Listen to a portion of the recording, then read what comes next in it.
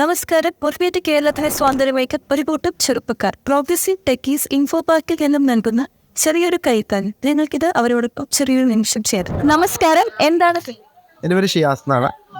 Okay, ആരൊക്കെയാണ് ഇതിൽ പങ്കുചേരുന്നത്? നമ്മൾ പ്രോഗ്രസീവ് ടെക്കീസ് എന്ന് പറയുന്ന ഒരു സംഘടനയുടെ കീഴിലാണ് ഇപ്പോൾ ഇതെല്ലാം ചെയ്യുന്നത്. ശരിക്കും പ്രോഗ്രസീവ് ടെക്കീസ് എന്ന് പറഞ്ഞ പേര് തന്നെ ടെക്കീസ് തന്നെയാണ്. എൻ്റയർലി നമ്മൾ ഇൻഫോ പാർക്ക്, സ്മാർട്ട് സിറ്റി അങ്ങനെയുള്ള പല കമ്പനികളിലായിട്ടുള്ള ടെക്കീസിൻ്റെ എംപ്ലോയീസിൻ്റെ ഒരു ഓർഗനൈസേഷനാണ്. സോ ടെക്കീസ് ആണ് എൻ്റയർലി ഈ ഒരു കാര്യം ചെയ്തുകൊണ്ടിരിക്കുന്നതും ഇത്രയും സഹായിച്ചിട്ടുള്ളതും ഇരുന്ന് വർക്ക് ചെയ്യുന്നതും എല്ലാം. ഇതിനോടകം നിങ്ങൾ എന്തൊക്കെ സാധനങ്ങളാണ് കളക്ട് ചെയ്തത്?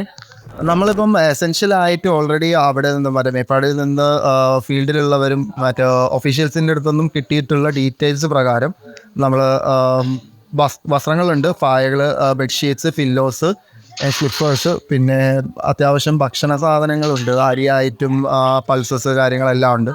പിന്നെ കുറച്ച് മെഡിക്കൽ കിറ്റ് ഐറ്റംസും ഉണ്ട്, സർജിക്കൽ ഗ്ലൗസ്, അങ്ങനെയുള്ള എല്ലാ എസെൻഷ്യൽ സാധനങ്ങളും പെട്ടെന്ന് കേട് വന്നു പോകാത്ത സാധനങ്ങളെല്ലാം നമ്മളിവിടെ കളക്ട് ചെയ്തിട്ടുണ്ട്. എങ്ങനെയാണ് നിങ്ങളിപ്പോൾ അവരുടേക്ക് ഡയറക്റ്റ് എത്തിക്കുന്നത്? ഇല്ല, ഇപ്പോൾ നമുക്ക് കൃത്യമായിട്ടുള്ളൊരു ഇൻസ്ട്രക്ഷൻ ഉണ്ട്. കളക്ടറേറ്റ് ത്രൂ ആണ് എല്ലാം എത്തിക്കേണ്ടത് എന്നുള്ളത്. സോ നമ്മളിപ്പോൾ ഒരു 3 ദിവസമായിട്ട് ശരിക്കും ഇവിടുത്തെ ജില്ലാ കളക്ടറേറ്റുമായിട്ടും കളക്ടറുമായിട്ടും കണ്ടിന്യൂസ് ആയിട്ട് കമ്മ്യൂണിക്കേഷനിലുണ്ട്. അവിടെ നിന്നുള്ള അപ്ഡേറ്റ് പ്രകാരം ഇപ്പോൾ നമ്മൾ ഇതിൽ മാക്സിമം സാധനങ്ങൾ കളക്ടറേറ്റ് ത്രൂ അങ്ങോട്ടേക്ക് എത്തിക്കും. പിന്നെ അതിൽ ഇനിയും സംഗതി കുറേ പേര് ഡൊണേഷൻസ് കൊണ്ട് വന്നുകൊണ്ടിരിക്കുന്നുണ്ട്. നമ്മൾ ക്ലോസ് ചെയ്യുമെന്ന് പറഞ്ഞിട്ടും വന്നുകൊണ്ടിരിക്കുന്നുണ്ട്. ഇപ്പോൾ മോസ്റ്റ്ലി നമ്മളതെല്ലാം ഹോൾഡ് ചെയ്ത് വെച്ചിട്ട്, കാരണം ലാസ്റ്റ് ഇയർ ടൈമിലും 2018-ലും 2019-ലൊക്കെ ഉണ്ടായിരുന്ന സിറ്റുവേഷൻ എന്ന് പറഞ്ഞു കഴിഞ്ഞാൽ ഈ ക്യാമ്പ് കാര്യങ്ങൾ കഴിഞ്ഞാലും ഒരുപാട് പേര് റീഹാബ് ചെയ്യുന്ന സമയത്ത് ഒരുപാട് ആവശ്യങ്ങളുണ്ടാവും വീടുകളിലേക്ക് പോകുമ്പോൾ. അല്ലെങ്കിൽ പലർക്കും വീടില്ല, പല ഷെൽട്ടറിലേക്കായിരിക്കും. അപ്പോൾ വേണ്ട ഒരുപാട് സാധനങ്ങളുണ്ട്. അപ്പോൾ അങ്ങോട്ടേക്ക് ആ സമയത്ത് എത്തിക്കാനുള്ളതുമാണ് നമ്മൾ ഉദ്ദേശിക്കുന്നത്. ആളുകളുടെ സഹകരണങ്ങൾ എങ്ങനെയാണ് ഈ ഒരു ദിവസത്തിനിടയിൽ? സത്യം പറഞ്ഞു കഴിഞ്ഞാൽ അതെനിക്ക് പറയുന്നതിലും എളുപ്പം ഇവിടെ കാണിച്ചു തരുന്നതായിരിക്കും. കാരണം വെറും ഒരു ദിവസം എന്ന് വേണം കറക്റ്റ് പറയണമെങ്കിൽ. കാരണം മിനിഞ്ഞാന്ന് ഉച്ചയ്ക്ക് ശേഷമാണ് നമ്മൾ ബോക്സസ് വെച്ചത്.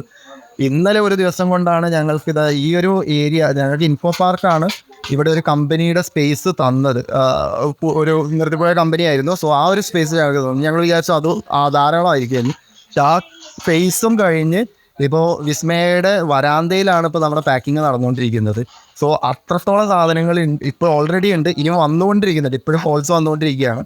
കാശായിട്ട് വന്നത് കുറേ ഫിനാൻഷ്യലി ഹെൽപ്പ് വന്നിട്ടുണ്ട്.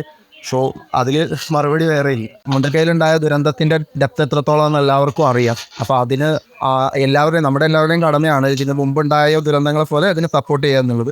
പക്ഷേ ഈ ഒരു കേസ് വന്ന ഉടനെ തന്നെ ഇൻഫോ പാർക്കിൽ സംസാരിച്ചപ്പോഴേക്കും ഒരു വാക്ക് പോലും ചോദിക്കാതെ എന്താണെന്ന് വെച്ചാൽ ചെയ്തോളൂ, നമ്മുടെ എല്ലാ സപ്പോർട്ടും എന്ന് പറഞ്ഞ് ഇത്രയും സ്പേസും കാര്യങ്ങളെല്ലാം തന്നു. അതുപോലെ തന്നെ ടെക്കീസിൻ്റെ കേസാണെന്നുണ്ടെങ്കിലും എല്ലാ ടെക്കീസും വർക്കിൻ്റെ ഇടയിൽ വർക്ക് ഫ്രം ഹോം ഉള്ളവരാണ് കൂടുതൽ പേര് നമുക്ക് കാശായിട്ട് അയച്ചു തന്നിട്ടുള്ളത്. അതായത് അവർക്ക് ഇവിടെ എത്താൻ പറ്റില്ല, ഞങ്ങൾക്ക് സാധനം വാങ്ങിച്ചു തരാൻ പറ്റില്ല എന്നുള്ളത് കൊണ്ട് കാശായിട്ടും എല്ലാ രീതിയിലും നമ്മളെ സഹായിച്ചിട്ടുണ്ട്.